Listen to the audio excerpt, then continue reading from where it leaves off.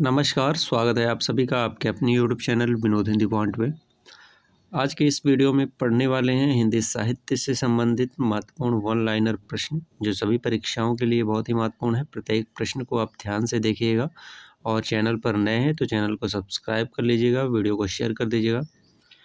पहला प्रश्न है, अपना मस्तक काट के बेर हुआ कबीर, ये पंक्ति किसकी है? तो दादू दयाल की पंक्ति है। सभी प्रश्न पूछे गए हैं। संत सीगा की भाषा क्या थी? तो संत सीगा की भाषा थी निमाड़ी। हमेशा दूल्हे के पोशाक में कौन रहते थे? तो उनका नाम था रज्जब। रज्जब हमेशा दूल्हे के पोशाक में रहते थे। ज्ञानदीप किसकी रचना है? तो ज्ञानदीप जो है यह सूफी काव्यधारा की रचना है, शेख नबी की। अगला प्रश्न है, सबसे बड़ा आदमी एकांकी के रचनाकार कौन है? तो सबसे बड़ा आदमी भगवती चरण वर्मा के एकांकी हैं। ठीक है। हम दीवानों की क्या हस्ती, आज यहाँ कल वहाँ चले, मस्ती का आलम साथ चला, हम धूल उड़ाते वहाँ चले। इस तरह से इनकी एक पंक्ति है, कई बार पूछी जाती है, भगवती चरण वर्मा की। अगला है रौजतुल हकायक, ये नूर मोहम्मद की रचना है, अनुराग बांसुरी का अनुवाद है रौजतुल हकायक। अंत हाजिर हो, मीर कांत की रचना है। छायावाद का ब्रह्मा किसे कहा जाता है? तो प्रसाद को छायावाद का ब्रह्मा कहा जाता है। छायावाद का ब्रह्मा विष्णु और महेश, इन तीनों को आप अच्छे से याद कर लीजिएगा। छायावाद के चारों स्तंभ और उनके दर्शन भी पूछे जाते हैं। बौद्ध दर्शन से कौन प्रभावित हैं? शैव दर्शन से कौन है? अरविंद दर्शन से कौन प्रभावित है? अष्टछाप के ज्येष्ठ कवि कौन है? तो अष्टछाप के ज्येष्ठ कवि का नाम है कुंभनदास। छायावाद का विष्णु किसे कहा जाता है? तो छायावाद का विष्णु है सुमित्रानंदन पंत। अष्टछाप के कनिष्ठ कवि कौन है? कनिष्ठ कवि हैं नंददास। ज्येष्ठ कुंभनदास, कनिष्ठ नंददास, इन दोनों को याद कर लीजिए। छायावाद का महेश किसे कहा जाता है? तो सूर्यकांत त्रिपाठी निराला को छायावाद का महेश कहा जाता है। सूफी महिला कौन है? तो राबिया, ये सूफी महिला है। ठीक है। चारुचंद्र लेख किसकी रचना है? चारुचंद्र लेख जो है हजारी प्रसाद द्विवेदी की रचना है और इसमें राजा सातवाहन का वर्णन है, रानी चंद्रलेखा का भी वर्णन किया गया है चारुचंद्र लेख में। औरत होने की सजा, ये किसकी रचना है? अरविंद जैन की। अनामिका, अनामिका के 2 संस्करण है, एक 23 में लिखा गया, दूसरा 39 में। सूर्यकांत त्रिपाठी निराला की रचना है अनामिका। मिलजुल मन, मिलजुल मन के रचनाकार कौन है? मृदुला गर्ग हैं। मुहावरों की पाठ्य पुस्तक किसे कहा जाता है? तो देवबाला को कहा जाता है मुहावरों की पाठ्य पुस्तक। और देवबाला के रचनाकार कौन है? अयोध्या सिंह उपाध्याय, हरिऔध है। ये पूछा गया है, हरिऔध की किस पुस्तक को मुहावरों की पाठ्य पुस्तक कहा जाता है? तो देवबाला है। पत्रात्मक शैली में लिखा गया उपन्यास कौन सा है? तो चंद हसीनों के खतूत, पांडे बेचन शर्मा उग्र का जो उपन्यास है पत्रात्मक शैली में लिखा गया है, चंद हसीनों के खतूत। 20 नंबर है फोटो नाटक। फोटो नाटक कौन सा है? तो चढ़त न दूजो रंग, ये फोटो नाटक है। प्रत्येक प्रश्न को ध्यान से देखिएगा, सभी प्रश्न महत्वपूर्ण है। अनल कवि किसे कहा जाता है? अनल कवि, अधैर्य का कवि, सूर्य का कवि, ये कहा जाता है रामधारी सिंह दिनकर को। दिनकर ने एक पंक्ति कहा है, छायावाद के ठीक पीठ पर आने की बात इन्होंने कही है। अवध का किसान किसे कहा जाता है? तो त्रिलोचन को कहा जाता है अवध का किसान, और कहने वाले हैं मुक्तिबोध। मुक्तिबोध ने त्रिलोचन को अवध का किसान कहा है। मुनि मार्ग के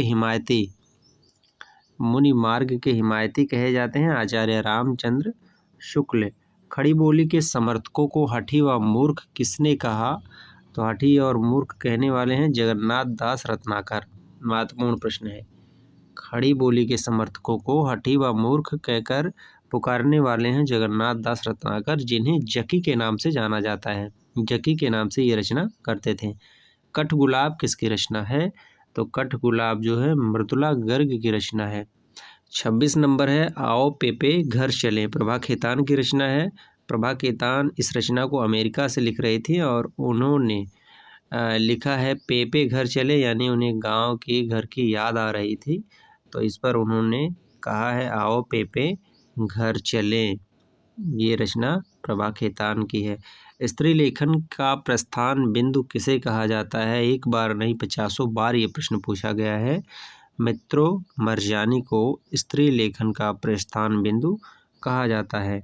कुइयाँ जान किसकी रचना है? नासिरा शर्मा की रचना है। हसीनाबाद किसकी रचना है? गीताश्री की है। 30 नंबर है छई रोमांस का कवि किसे कहा जाता है? तो बच्चन सिंह को छई रोमांस का कवि कहा जाता है।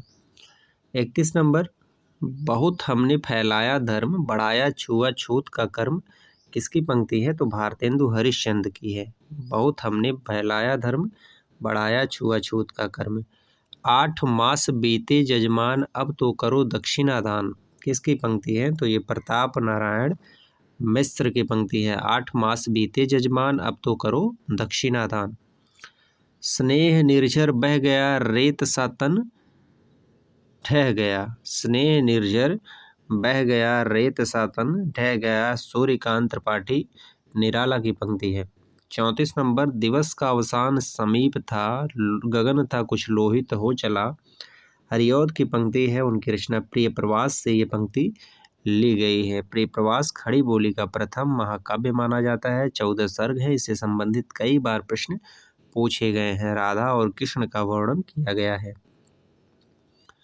35 नंबर है रामचरितमानस का पंचम कांड कौन सा है? तो सुंदर कांड है। रामचरितमानस का पंचम कांड सुंदर कांड है। 36 नंबर, प्रथम रश्मि का आना रंगिणी तूने कैसे पहचाना? सुमित्रा नंदन पंत की ये पंक्ति है। 37 नंबर, मानसलवाद के प्रवर्तक कौन है? तो मानसलवाद के प्रवर्तक का नाम है रामेश्वर शुक्ल अंचल। राग दरबारी में किस गांव का वर्णन है? राग दरबारी में शिवपालगंज का वर्णन है। श्रीलाल शुक्ल की रचना है, महत्वपूर्ण है। और आधा गांव जो राही मासूम रजा का है, आधा गांव में गंगौली गांव का वर्णन है। राग दरबारी में शिवपालगंज का वर्णन किया गया है। छंदों का अजायब घर किसे कहा जाता है? तो छंदों का अजायब घर कहा जाता है रामचंद्रिका को, और कहने वाले हैं राम स्वरूप चतुर्वेदी। कई बार ये प्रश्न पूछा गया है। छंदों का अजायब घर किसे कहा जाता है? छप्पयों का राजा कहा जाता है चंद बरदाई को। श्लेष का बादशाह किसे कहा जाता है? तो श्लेष का बादशाह है सेनापति। देखिए, रूपकों का बादशाह अलग है, श्लेष का बादशाह अलग है। ठीक है, रूपकों का बादशाह तुलसीदास को कहा जाता है, उत्प्रेक्षाओं का बादशाह तुलसीदास को कहा जाता है, उदयभान सिंह ने कहा है। लेकिन श्लेष का बादशाह जहाँ पर पूछेगा वहाँ पर उत्तर हो जाएगा सेनापति। सेनापति जो ऋतु वर्णन के लिए जाने जाते हैं। 42 नंबर है हरिगीतिका का बादशाह कौन है? तो मैथिली शरण गुप्त हरिगीतिका के बादशाह कहे जाते हैं। इनका प्रिय छंद है हरिगीतिका।